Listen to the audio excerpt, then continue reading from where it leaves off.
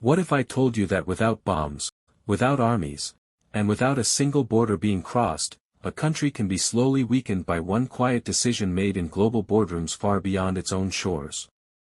Grey listing is not just a label placed on a country by an international body, it is a signal sent to the entire financial world that says this nation is no longer trusted, that its systems are weak, controls are failing, and money flows are now seen as dangerous, uncertain, and risky.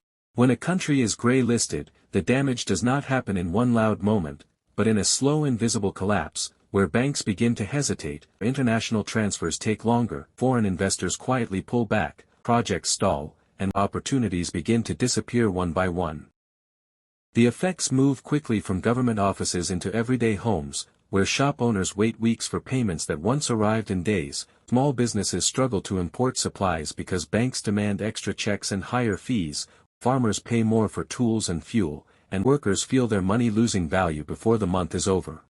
Every transaction becomes a question, every deal becomes a risk, and every business is treated as if it must prove its innocence before it is allowed to survive.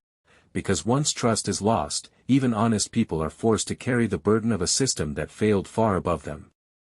Grey listing does not mean the end, but it is a warning that the world is watching, that reform is no longer optional, transparency must replace secrecy, enforcement must replace empty promises, and integrity must replace shortcuts. Because without real change, the slow bleeding will never stop.